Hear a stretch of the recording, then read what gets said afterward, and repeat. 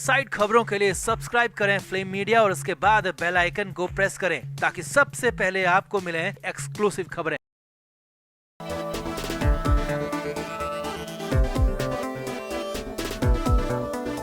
अभिनेता रामचरण तेजा की गिनती साउथ के सुपरस्टार्स में होती है। वो दमदार एक्शन हीरो के तौर पर जाने जाते हैं। साउथ सिनेमा को तेजा ने कई सुपरहिट फिल्में दी हैं। इतना ही नहीं, रामचरण तेजा के पास बेशुमार दौलत है। वो खुद एयरलाइंस कंपनी के मालिक हैं, पोलो टीम के मालिक हैं। उनकी नेटवर्थ बॉलीवुड के टॉप के 10 हीरो की मिलाकर गिनती करे तो भी शायद ज्यादा ही निकलेगी, मगर फिर भी बॉलीवुड में उनके साथ बेहद खराब सलूक किया गया। उन्होंने बॉलीवुड की एक ही फिल्म की है। अमिताभ बच्चन की सुपरहिट फिल्म जंजीर के रीमेक पर इसी नाम से साल 2013 में बनी फिल्म में रामचरण ने प्रियंका चोपड़ा के साथ काम किया था, जिसके बाद तो रामचरण ने बॉलीवुड से मुंह ही मोड़ लिया और इसकी वजह पहली बार तेजा ने खुलकर बयां की है। जंजीर फिल्म के 9 साल बाद तेजा ने फिल्म को लेकर, फिल्म के फ्लॉप होने को लेकर और फिल्म के बाद उनके साथ बॉलीवुड में क्या क्या हुआ, इन सब को लेकर खुलकर बात की है।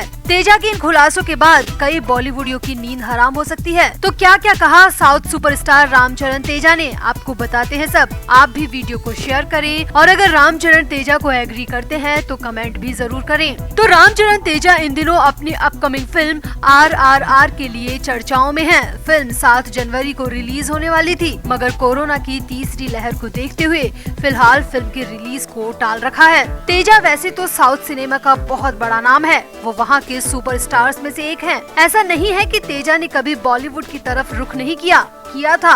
उन्होंने साल 2013 में जंजीर नाम की फिल्म से बॉलीवुड में डेब्यू किया था, जिसमें वो प्रियंका चोपड़ा के अपोजिट नजर आए थे। रामचरण तेजा तो वैसे भी एक्शन हीरो के तौर पर कहे जाते हैं, लिहाजा जंजीर फिल्म में उनके एक्शन देखने के बाद हर कोई भौचक्का रह गया था। खासतौर पर बॉलीवुड के तथाकथित एक्शन हीरोज की तो जैसे बोलती बंद हो गई थी।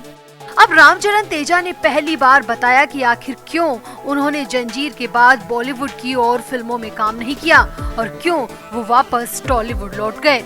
तो तेजा ने हाल ही में एक मुंबई मैगजीन को दिए इंटरव्यू में कहा कि जंजीर के बाद बॉलीवुड में काम नहीं करना चाहता था, क्योंकि यहाँ का वर्क कल्चर बहुत अलग है। यहाँ टैलेंट के बजाय आपसी साठगांठ और ग्रुपिज्म ज्यादा हावी है। तेजा ने बताया, जंजीर फिल्म फ्लॉप नहीं थी, फिर भी उसकी पब्लिसिटी इस तरह की गई कि उसे हर जगह फ्लॉप कहा गया। उसे हर मीडिया हाउस ने, हर फिल्म क्रिटिक्स ने फ्लॉप घोषित कर दिया। तेजा ने बताया कि उस वक्त जंजीर फिल्म में लागत 40 करोड़ के आसपास थी और फिल्म ने 70 करोड़ रुपए की कमाई की थी। तो कैसे मीडिया हाउसेज ने उसे फ्लॉप कह दिया, ये मुझे आज तक समझ नहीं आया। रामचरण तेजा ने बॉलीवुड की पोल खोलते हुए कहा, देखिए बॉलीवुड में सब खरीदा जाता है, रिव्यू, रेटिंग, स्टार, क्रिटिक्स, और तो और फिल्म को हिट बताना है या फ्लॉप, ये भी बिकाऊ है। बहुत पैसा है उन लोगों के पास, बाहरी कलाकारों को बॉलीवुड में देख नहीं पाते और उसे बाहर करने के लिए रात दिन एक कर देते हैं, और ये सब मेरे साथ भी हुआ।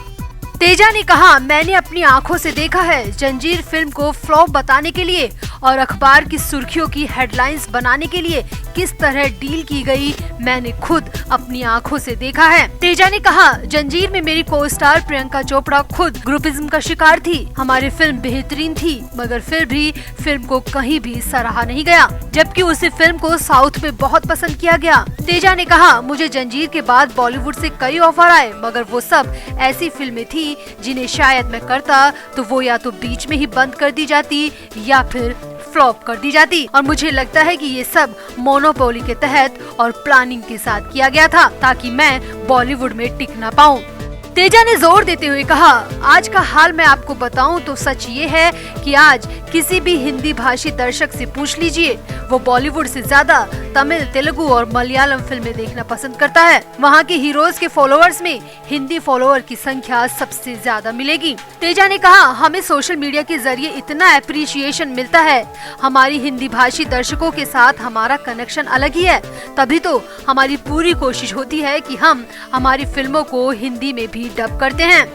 तेजा ने RRR पर बात करते हुए कहा, फिल्म में राजा मौली ने आलिया भट्ट को लिया ही इसलिए है ताकि हम हिंदी दर्शकों से सीधे कनेक्ट कर पाए। वरना तो साउथ सिनेमा में एक से बढ़कर एक अदाकारा है, मगर सिर्फ हिंदी भाषी दर्शकों के प्यार को देखते हुए आलिया भट्ट और अजय देवगन को फिल्म में स्पेस मिला है।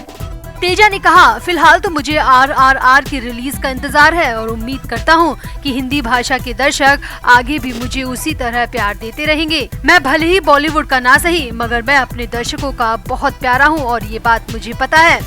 वैसे तेजा की बातों में दम तो है। बॉलीवुड में मीडिया के जरिए निगेटिव पब्लिसिटी के हम पहले भी उदाहरण देख चुके हैं। सुशांत सिंह राजपूत की फिल्म सोन चिरैया और व्योमकेश बख्शी के साथ भी ऐसा ही कुछ हुआ था। केदारनाथ जैसी बेहतरीन फिल्म के रिव्यू आज भी सबूत हैं कि कैसे अच्छा कलाकार बॉलीवुड में मोनोपोली का शिकार हो जाता है, और यही सब रामचरण तेजा के साथ भी हुआ होगा। तो आप भी तेजा की बातों से कितना सहमत हैं? कमेंट जरूर करें और वीडियो को भी शेयर करें। तो बॉलीवुड एक्टर आमिर खान के छोटे भाई फैजल को आपने फिल्म मेला में देखा होगा। इस फिल्म के अलावा फैजल ने कई फिल्मों में काम किया और फिर बॉलीवुड से अचानक गायब हो गए। 7 साल बाद फैजल ने फिर से फिल्म इंडस्ट्री में फिल्म फैक्ट्री से वापसी की है। फिल्म में एक्टिंग के साथ ही खुद फैजल खान ने इसका डायरेक्शन भी किया है, जिसकी काफी सराहना भी हुई। 55 साल के फैजल खान अपनी बेबाकी के लिए जाने जाते हैं, क्योंकि उनकी परवरिश बॉलीवुड के माहौल में हुई है। उनका बड़ा भाई सुपरस्टार है और पिता भी बॉलीवुड में सक्रिय रहे थे, इसीलिए फैजल ने बॉलीवुड को बहुत करीब से देखा है। हालिया इंटरव्यू में फैजल खान ने कहा कि वो अपने इतने सालों के एक्सपीरियंस के आधार पर कह सकते हैं कि ये दौर बॉलीवुड का सबसे काला दौर है, जहां ऑडियंस को उनके स्टार से नफरत हो रही है। नापसंदगी होती तो कोई बात नहीं, मगर दर्शक तो बॉलीवुड स्टार से नफरत करने लगे हैं, जो कि बिल्कुल भी अच्छा नहीं है। फैजल खान ने कहा कि शाहरुख खान खुद जितने बड़े सुपरस्टार हैं, मगर उन्होंने अपने बेटे को अच्छी परवरिश नहीं दी, जिसका नतीजा सबके सामने है।